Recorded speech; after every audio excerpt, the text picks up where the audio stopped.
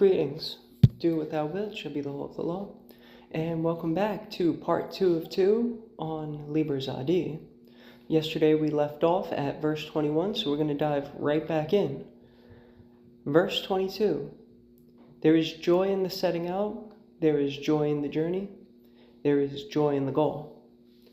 This could be taken in terms of doing true will, and this could be taken in terms of initiation.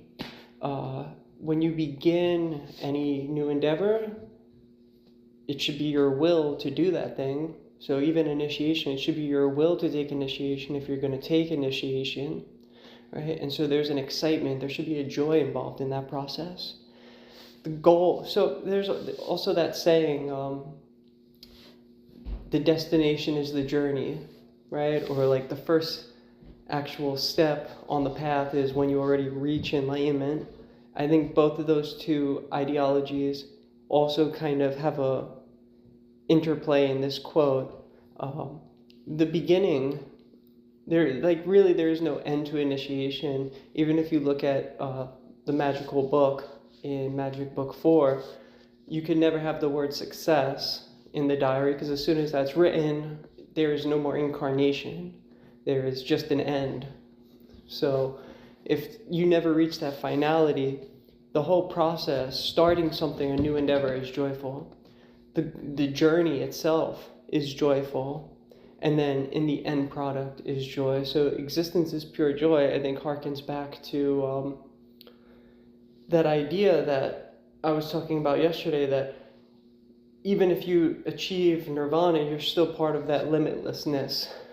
Just ego has been completely obliterated, and you become one with God in that sense, where you're no longer incarnating anymore. You just, in essence, you've achieved that state of light, perpetual light. And so it's like that drop of water going back into the ocean, is how they describe a person reaching nirvana. And so that whole process is existence, from the physicality of it to the mental aspects to the spiritual component to the light component. All of that is existence, and existence is pure joy. Verse 23.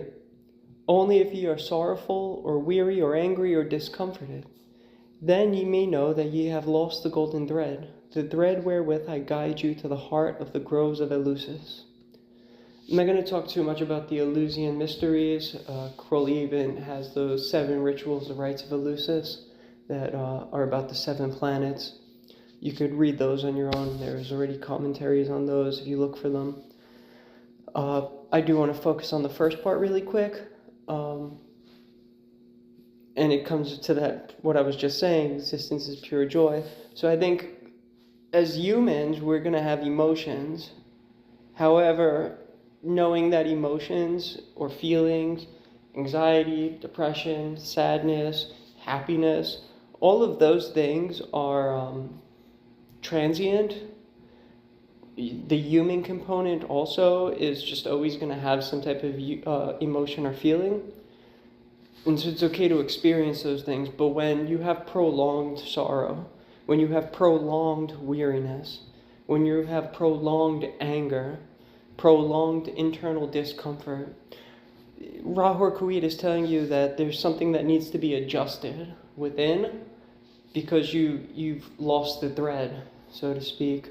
And so those are good indicators that something is clearly not right and you're doing something wrong in your path, and you need to make some type of correction. You need to do some type of introspection, and you may need to try something else. And if you have, a day of sadness, that's completely normal as humans. But when you have weeks or months or years of prolonged sorrow, weariness, lethargy, anger, well, something needs to be changed. You need to start to try to do something different. Verse 24. My disciples are proud and beautiful. They are strong and swift. They rule their way like mighty conquerors. So there's a lot in chapter 3 that talks about the state of being that one would expect if they've achieved some type of high degree of thelemic initiation. And so this basically sums that up, that disciples of Ra-Hoor-Khuit are proud and beautiful. They are strong and swift. They rule their way like mighty conquerors. Right? So I'll talk about this in my Magic Without Tears videos in the future, and I think I've touched on it in previous videos, that whatever you do that you think is an act of your true will, even if you're completely mistaken, do it confidently, but do it having with forethought of what you're trying to do and why you're doing it, so that you have some type of idea of whether it worked or not. Try to make your actions, whether it's through ritual magic, whether it's through the mundane world, your actions should have forethought and should be scientific. You should pay attention to what you're doing, why you're doing it, and what happens as a result. And did all of those meet expectations, or did something else happen? If something else happened, try to figure out why. In chapter 3, verses 58 and 59, we get the quote, "But the keen and the proud, the royal and the lofty, ye are brothers. As brothers fight ye." End quote. I don't want to sit here and say that when two people think that they're both correct, they should just fight it out. It's like you should always try to deal with conflict resolution by talking. But sometimes that is unfortunately the result of where we're at, where two people are both thinking that the same thing, right? I think Crowley in the Blue Equinox uses, if two people both think that an orange belongs to them, well, the proper course would be to actually fight it out. Now, that's extremely savage and ridiculous, but I think if you take that idea, right, and let's say we apply it to holding a position of office in a government agency, let's say Congress or something, well, if two people both think it's their true will to gain that seat in Congress, well, they could have some type of political fight out and fight for that seat. And of course, only one of them is going to get that seat by an election. And so whoever's will it was to get that seat will get that seat. But that could also be misleading because, sometimes there's so many other factors at play. Maybe media propped up one candidate better than others. Maybe people who are voting for one person, their will should have been to vote for the other person. And so because of the collision of stars into each other, this person doesn't get that seat. So it doesn't really mean that it was their will to have that, not to have that seat in Congress if they lose. You see what I mean? So there's so many factors at play.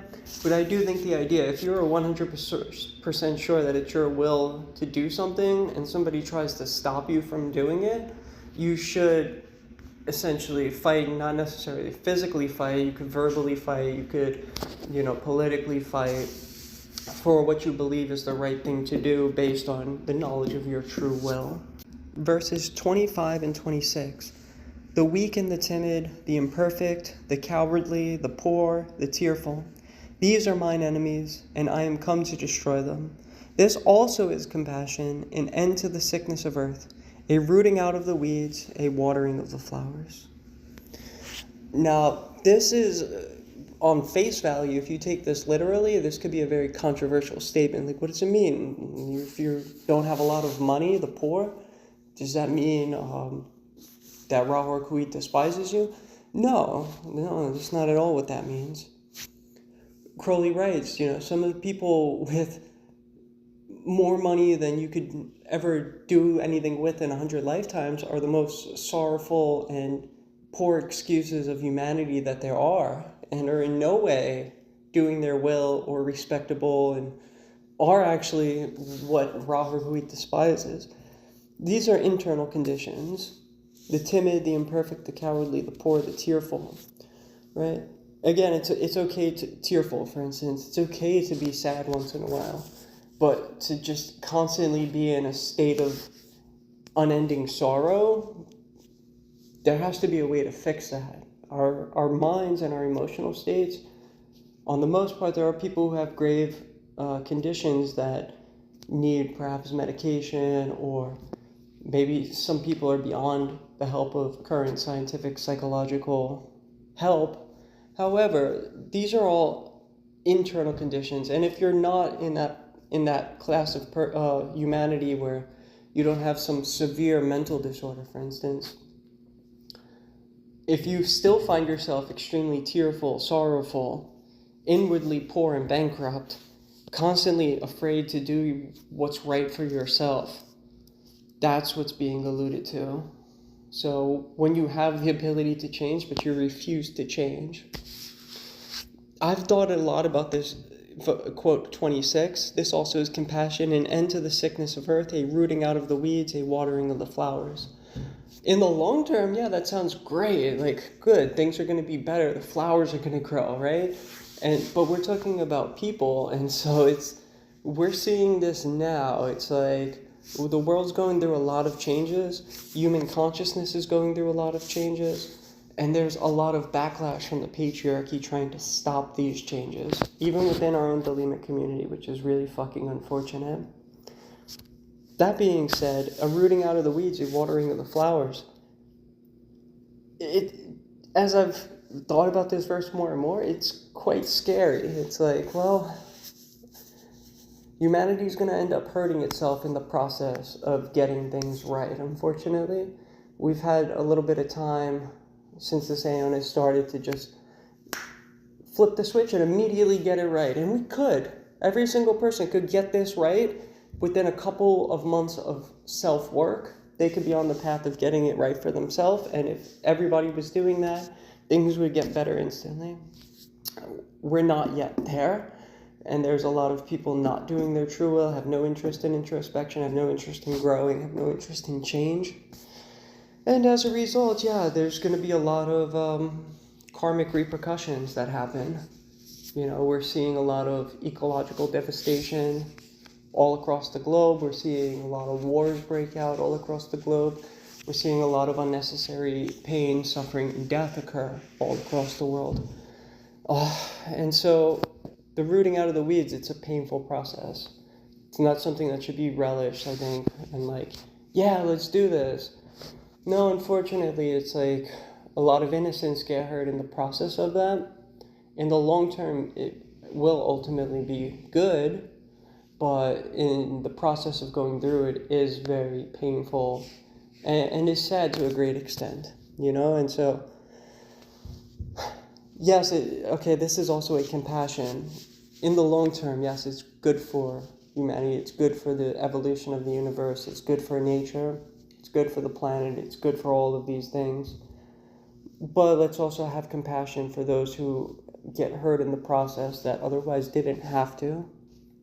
And so this is why I do the work that I do, and I try to do the service that I do, and I try to get this message out to whoever I could get this out to, is because we could all decide to change tomorrow.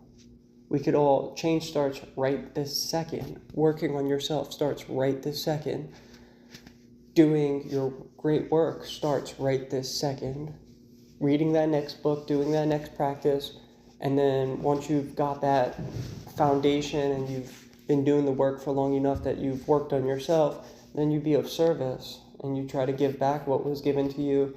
And that's, you know, people can only, I don't want to say can only learn by having somebody show them, but I think it's easier for people to do something once somebody has shown them how to do it, as opposed to just fumbling it along by themselves, right? Think of anything you've done. Probably you do something and it works okay, and somebody comes along who's been doing it much longer, who's been taught properly by somebody else, and they teach you, and suddenly a whole bunch of things become clear on how you could do things different and easier and more efficiently. And so that's what being of service is about, trying to help those who are trying to help themselves. And let's just move on from there. I think I got that point across, that, yeah, it's going to be a painful process, but we could all start changing right now and work on ourselves right now, and that's ultimately what needs to happen. Oh, my children, ye are more beautiful than the flowers. Ye must not fade in your season. So, Thelemites who are doing the work, Thelemites that are about to start doing the work, Thelemites in the years to come that will be doing the work and carrying the torch. That's who's being addressed. And really, it's all of humanity. All of humanity is bound by the law of Thelema. Everybody gets the rights of liberals in the book of the law. So, but, especially those who are already doing the work, don't stop. Things get hard, things get scary. The only pain that comes from ordeals is from not willing to change whatever brought the ordeal about in the first place. Ordeals don't usually just happen because there's no reason. A lot of times it's because you've either done something in a past incarnation or you're doing something wrong this incarnation that you need to change. You need to get over that hurdle and stop running into that brick wall. You need to go around it or over it or, under it, whatever you have to do. But don't let that brick wall stop you. Your ordeals are there because you have not grown in some type of way.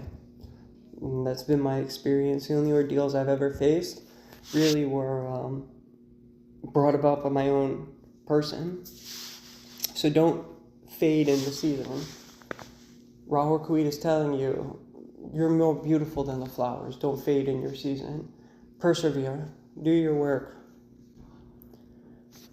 Verse 28, I love you. I would sprinkle you with the divine dew of immortality.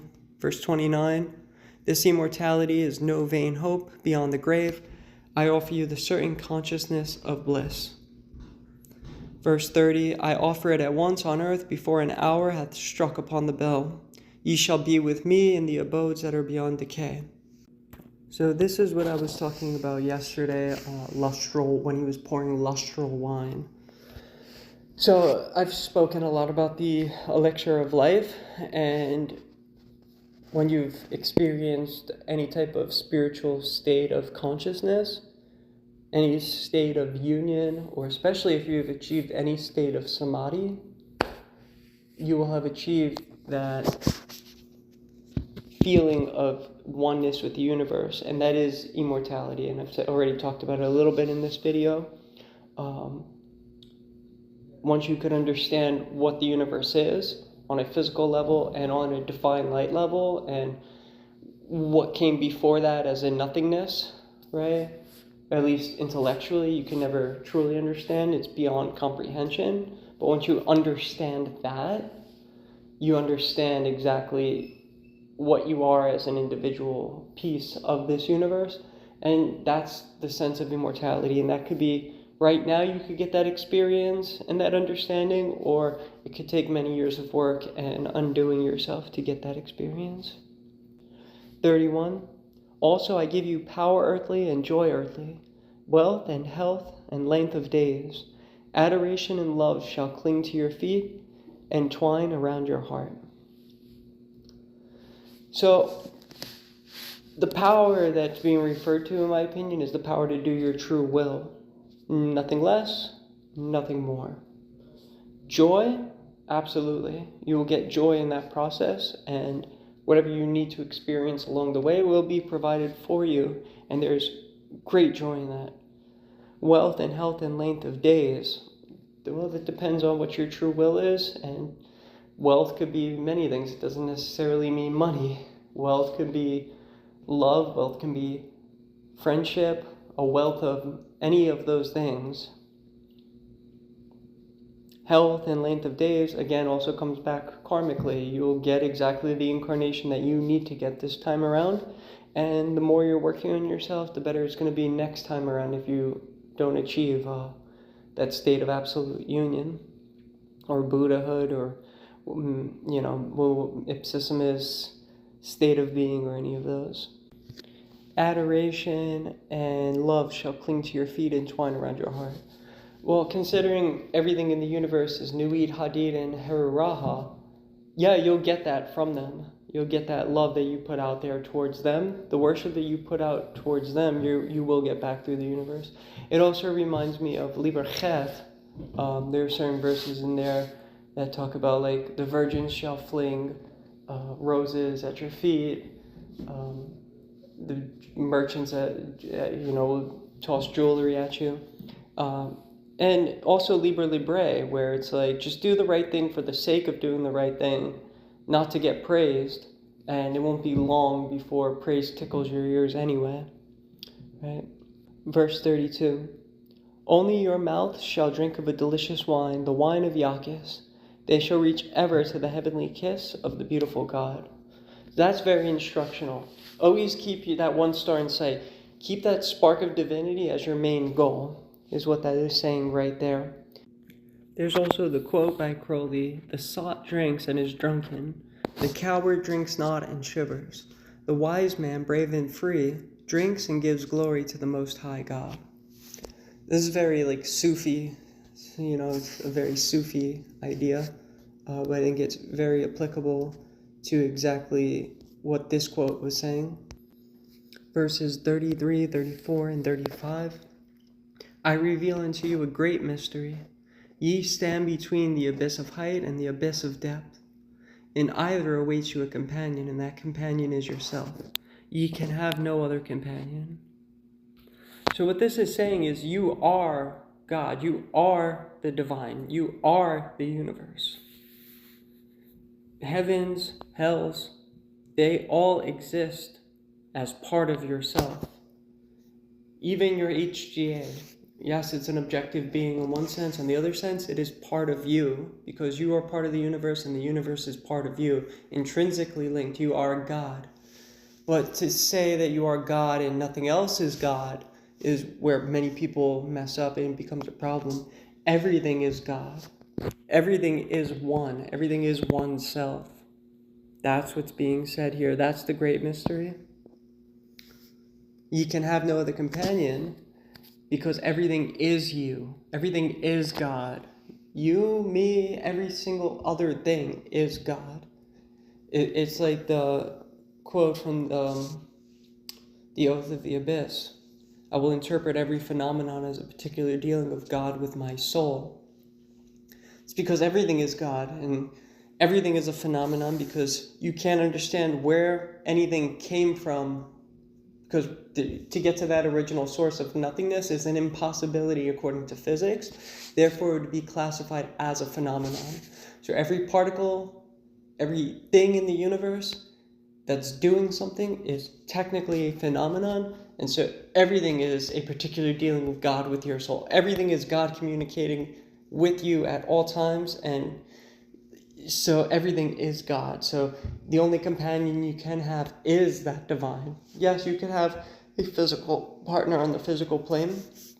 You can have friends. The HGA is there to guide you, but it's guiding you towards this realization.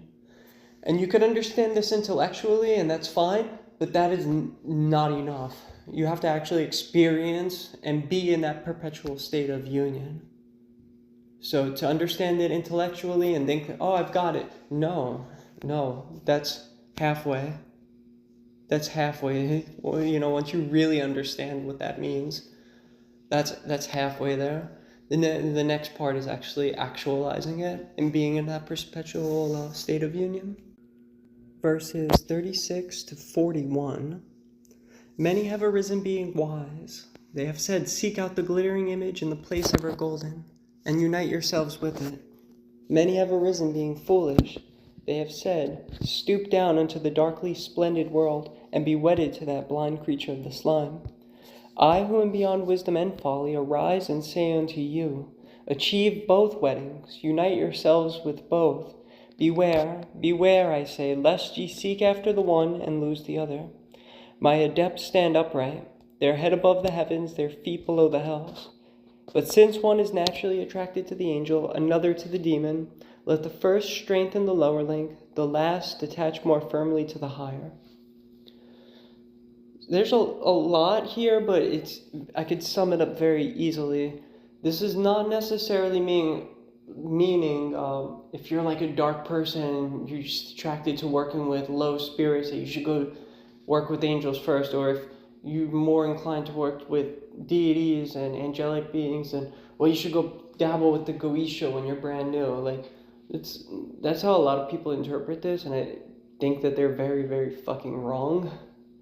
First of all, you need a foundation in practical magic, and that requires learning how to cast circles, learning how to do asana, learning how to be stable. Because even if you're working with angelic forces, and if you're not prepared, but you get exposed to certain energies, it can still make you very unstable, and you're not going to benefit from that at all. So what this, in my opinion, is saying is, once you actually, first of all, my adepts stand upright. their head above the heavens, their feet below the hells. I don't think that a neophyte, for instance, should go dabble with the Goetia or spirit evocation, right? It's like, start out with your reading. Like the AA, for instance, is great because it has a very systematic approach to magic. There is a step-by-step way of doing things, right? In terms of one should be more attracted to the demon, one more attracted to the angel, right? And you should work with the other. It really, how I'm interpreting this is, there are people who are very pious based on where they came from. They might think, they might have certain hang-ups that they can't do certain things because that is impolite or that is frowned upon, and I've been taught that that's not okay by my peers. And then there are other people who are like, yeah, I don't care what anybody thinks. I'm going to do whatever the hell I want, and, you know, whatever is taboo, I do anyway, so it doesn't bother me. It's talking about those type of characteristics. So it's achieving a wedding of like, hey, if you're afraid of sex, for instance, because you think that that's, you know, icky and non-holy, well, you need to correct that. If you are a sex-crazed maniac who is literally hurting themselves and others with STDs, for instance, you're like irresponsible, well, you need to fix that. And this could go in so many different ways. It could be for anything. It could be for, you know, drug dependency. Somebody who should probably become a little bit more, have a little bit more integrity and willpower and not do that, right? Not invoke those demons. Anger is another one, right? That if you're naturally like this angry person, well, try to work on being a more calm and soft person. Achieve that balance of anger is good when you need it, but also being gentle and kind to people is good when you need it. And so trying to balance out those forces. If you have like a good foundation in the practices of yoga, Taoism, Hermetic magic, and you're actually attuned to those forces for long enough, you'll start to correct yourself. But introspection, the magical diary, all of those things are mandatory. And so just being very aware of all those forces, right? And how we have forces running through us all the time, both malignant and destructive, and creative, benign, right? We have these the capability of doing both things, that sometimes you need to destroy stuff, sometimes you need to build stuff, sometimes you need to hate something, sometimes you need to love something. All of those are permissible, but they have to be in the proper degree and be available at the proper time. You have to be a master of yourself. Don't just let whatever emotions run through you, because then you're a slave to the emotions, right? And so this, I guess, yes, this could go for ritual magic as well, but it's not specifically that. It's not, if you're like a dark person, you have to work with angels, or if you're like a very light and bubbly person, here, we're going to throw you into the lesser key of Solomon, or Qliphothic magic. Like, that's not at all what it's talking about. All right, so just be very careful. You'll get a lot of people online that will try to influence you and tell you, you have to do this, and just be careful what your sources are and who's telling you what. Always think for yourself on whether or not you need to do something. But really what this is talking about is equilibrium. And so, actually the next verse, thus shall equilibrium become perfect. I will aid my disciples. As fast as they acquire this balanced power and joy, so faster will I push them. So, yes, at a certain point, you do have to attach to lower links. It's been my experience. Like, I've done long-term magical operations where it's like I was just invoking higher forces, and I realized at certain parts I have to have some type of, like I was doing some mercurial stuff.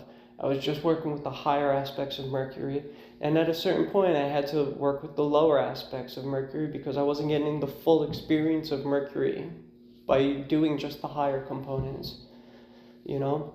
And sometimes you need to understand what a specific, right, like, for instance, Qliphothic magic or Goetic magic, all of that stuff, the 22 Cliffoth and the 22 genies in Liber 231, right? It's like sometimes you need to experience something really messed up internally to be able to recognize it better.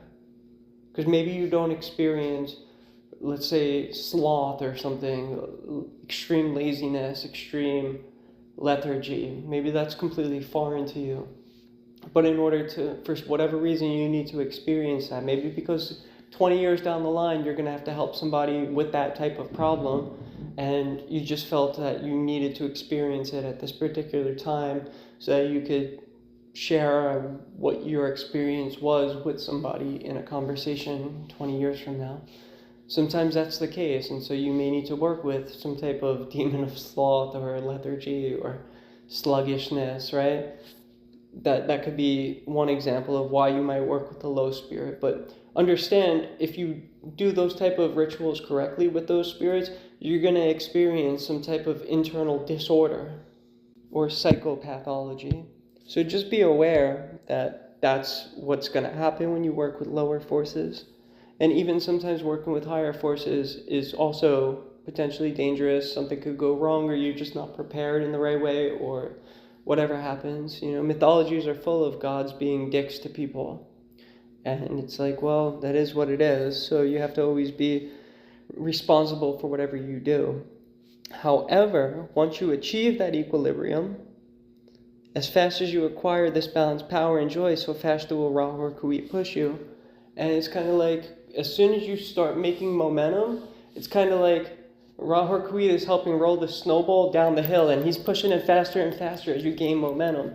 Well, your trajectory down that hill had better be correct.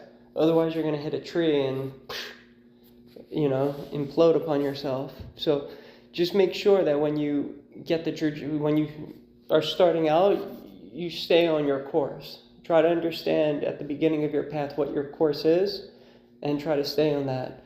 That's why we have guidelines like dealing with your true will, moving towards your holy guardian angel. And then once you achieve that, doing the work that your holy guardian angel sets out before you. And so if you stay on that beam, you'll be in good condition. Sometimes it may be hard, it may be difficult, both externally and internally difficult, but that's the way to go. Verse 43, they shall in their turn speak from this invisible throne. Their words shall illumine the worlds. So what I'm hearing from this verse is ultimately achieving union with Ra-Hoor-Khuit as almost like an avatar of Kether, or the highest, or the divine light, right? Because Nuit and Hadid are these two components that are in division, the mother and the father. But really, there's only an illusion of division. There is no actual division. On this physical plane, it seems like things are divided. There's me, there's I, there's you. And then God is something there that's unattainable. It's, you know, no, everything is in union. So once you get to that state of union, you understand what sitting on that throne would feel like. And so if you're in that perpetual state of union and you're channeling that highest, well, then you become like an avatar, or the mouthpiece of the Logos, so to speak. Verse 44, they shall be masters of majesty and might. They shall be beautiful and joyous. They shall be clothed with victory and splendor. They shall stand upon the firm foundation. The kingdom shall be theirs, yea, the kingdom shall be theirs.